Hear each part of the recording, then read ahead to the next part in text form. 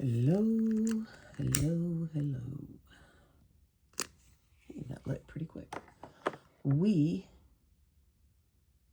are Michelle, and we are reading the Bible through in a year in chronological order, and I'm so glad you've joined me here so we can do this together. We are reading from the Christian Standard Bible right now, and we are in the book of Exodus, and the people are out of Egypt and in the wilderness, and their reflex every time things get hard or difficult seems to be to complain and moan and groan. So today we're going to pick up where we left off, obviously, and we're going to be reading chapters 19, 20, and 21. We're going to go over a very famous passage, which is the Ten Commandments. And in the process of this people of Israel wandering the desert, God is going to be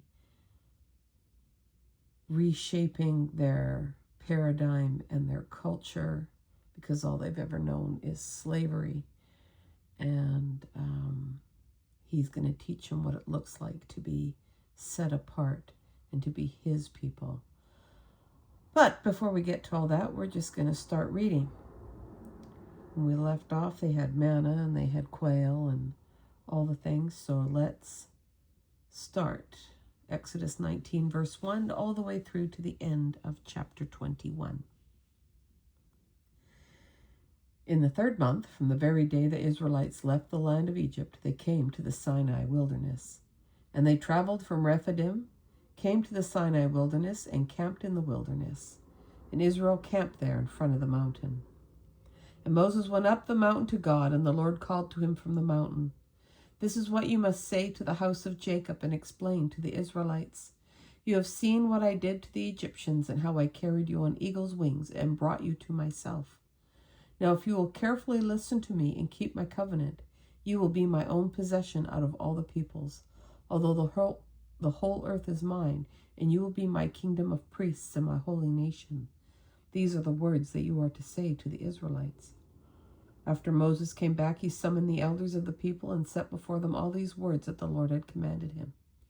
Then all the people responded together, "We will do all that the Lord has spoken." So Moses brought the people's words back to the Lord. Oh, famous last words, I think. The Lord said to Moses, "I'm going to come to you in a dense cloud, so that the people will hear when I speak with you and will always believe you." Moses reported the people's words to the Lord, and the Lord told Moses, "Go to the people and consecrate them today and tomorrow. They must wash their clothes and be prepared by the third day. For on the third day the Lord will come down on Mount Sinai in the sight of all the people. Put boundaries for the people all around the mountain and say, be careful that you don't go up on the mountain or touch its base. Anyone who touches the mountain must be put to death. No hand may touch him. Instead, he will be stoned or shot with arrows and not live." Oh, brutal. "Whether animal or human. When the ram's horn sounds a long blast, they may go up the mountain." Then Moses came down from the mountain to the people and consecrated them, and they washed their clothes. And he said to the people, "Be prepared by the third day, and do not have sexual relations with women." On the third day, when morning came, there was thunder and lightning, and a thick cloud on the mountain, and a very loud blast from a ram's horn, so that all the people in the camp shuddered. Then Moses brought the people out of the camp to meet God, and they stood at the foot of the mountain. Mount Sinai was completely enveloped in smoke because the Lord came down on it in fire. Its smoke went up like the smoke of a furnace, and the whole mountain shook violently. As the sound of the ram's horn grew louder and louder, Moses spoke, and God answered him in the thunder. The Lord came down on Mount Sinai at the top of the mountain. Then the Lord summoned Moses to the top of the mountain, and he went up. And the Lord directed Moses, "Go down and warn the people not to break through to see the Lord. Otherwise, many of them will die. Even the priests who come near the Lord must consecrate themselves, or the Lord will break out in anger against them." Moses responded to the Lord, "The people cannot come up Mount Sinai, since you warned us. Put a boundary around the mountain and consecrate it." And the Lord replied to him, "Go down and come back with Aaron. But the priests and the people must not break through to come up to the Lord, or he will break out in anger against them." So Moses went down to the people and told them. Then God spoke all these words: "I am the Lord your God, who brought you out of the land of Egypt, out of the place of slavery. Do not have other gods beside me. Do not make an idol for yourself, whether in the shape of anything in the heavens above, or on the earth below, or in the waters under the earth. Do not bow down and worship to them, and do not serve them, for I, the Lord your God, am a jealous God, bringing the consequences of the father's iniquity on the children to the third and fourth generations of those who hate me, but showing faithful love to 1,000 generations of those who love me and keep my commands. Do not misuse the name of the Lord your God, because the Lord will not leave anyone unpunished who misuses his name. Remember the Sabbath day to keep it holy. You are to labor 6 days and do all your work, but the seventh day is a Sabbath to the Lord your God. You must not do any work, you, your son or daughter, your male or female servant, your livestock, or the resident alien who is within your city gates. For the Lord made the heavens and the earth, the sea, and everything in them in 6 days, and then he rested on the seventh day. Therefore the Lord blessed the Sabbath day and declared it holy. Honor your father and your mother, so that you may have a long life in the land that the Lord your God is giving you. Do not murder, do not commit adultery, do not steal, do not give false testimony against your neighbor. Do not covet your neighbor's house, do not covet your neighbor's wife, his male or female servant, his ox or donkey, or anything that belongs to your neighbor. All the people witnessed the thunder and lightning, the sound of the ram's horn, and the mountain surrounded by smoke. When the people saw it, they trembled and stood at a distance. "You speak to us and we will listen," they said to Moses, "but don't let God speak to us, or we will die." Moses responded to the people, "Don't be afraid, for God has come to test you, so that you will fear him and will not sin." And the people remained standing at a distance as Moses approached the total darkness where God was. Then the Lord told Moses, "This is what you are to say to the Israelites. You have seen that I have spoken to you from heaven. Do not make gods of silver to rival me. Do not make gods of gold for yourselves. Make an earthen altar for me and sacrifice on it your burnt offerings and fellowship offerings, your flocks and herds. I will come to you and bless you in every place where I cause my name to be remembered. If you make a stone altar for me, do not build it out of cut stones. If you use your chisel on it, you will defile it. Do not go up to my altar on steps, so that your nakedness is not exposed on it. These are the ordinances that you are to set before them.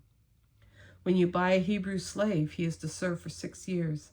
Then in the 7th he is to leave as a free man without paying anything. If he arrives alone, he is to leave alone. If he arrives with a wife, his wife is to leave with him. If his master gives him a wife and she bears him sons or daughters, the wife and her children belong to her master, and the man must leave alone. But if the slave declares, 'I love my master, my wife, and my children, I do not want to leave as a free man,' his master is to bring him to the judges and then bring him to the door or doorpost. His master will pierce his ear with an awl, and he will serve his master for life.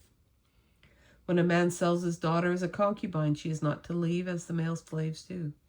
If she is displeasing to her master, who chose her for himself, then he must let her be redeemed. He has no right to sell her to foreigners because he has acted treacherously towards her. Or if he chooses her for his son, he must deal with her according to the customary treatment of daughters. If he takes an additional wife, he must not reduce the food, clothing, or marital rights of the first wife. And if he does not do these 3 things for her, she may leave free of charge without any payment. Whoever strikes a person so that he dies must be put to death. But if he did not intend any harm, and yet God allowed it to happen, I will appoint a place for you where he may flee. If a person schemes and willfully acts against his neighbor to murder him, you must take him from my altar to be put to death. Whoever strikes his father or his mother must be put to death. Whoever kidnaps a person must be put to death, whether he sells him or the person is found in his possession. Whoever curses his father or his mother must be put to death. When men quarrel and one strikes the other with a stone or his fist, and the injured man does not die but is confined to bed, if he can later get up and walk around outside leaning on his staff, then the one who struck him will be exempt from punishment. Nevertheless, he must pay for his lost work time and provide for his complete recovery. When a man strikes his male or female slave with a rod, and the slave dies under his abuse, the owner must be punished. However, if the slave can stand up after a day or two, the owner should not be punished because he is his owner's property. When the men get into a fight and hit a pregnant woman so that her children are born prematurely, but there is no injury, the one who hit her must be fined, as the woman's husband demands from him, and he must pay according to judicial assessment. If there is an injury, then you must give life for life, eye for eye, tooth for tooth, hand for hand, foot for foot, burn for burn, bruise for bruise, wound for wound. When a man strikes the eye of his male or female slave and destroys it, he must let the slave go free in compensation for his eye. If he knocks out the tooth of his male or female slave, he must let the slave go free in compensation for his tooth. When an ox gores a man or woman to death, the ox must be stoned, and its meat may not be eaten, but the ox's owner is innocent. However, if the ox was in the habit of goring and its owner has been warned, yet does not restrain it, and it kills a man or woman, the ox must be stoned, and its owner also must be put to death.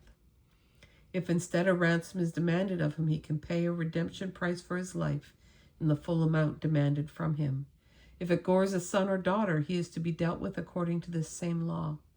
If the ox gores a male or female slave, he must give 30 shekels of silver to the slave's master, and the ox must be stoned.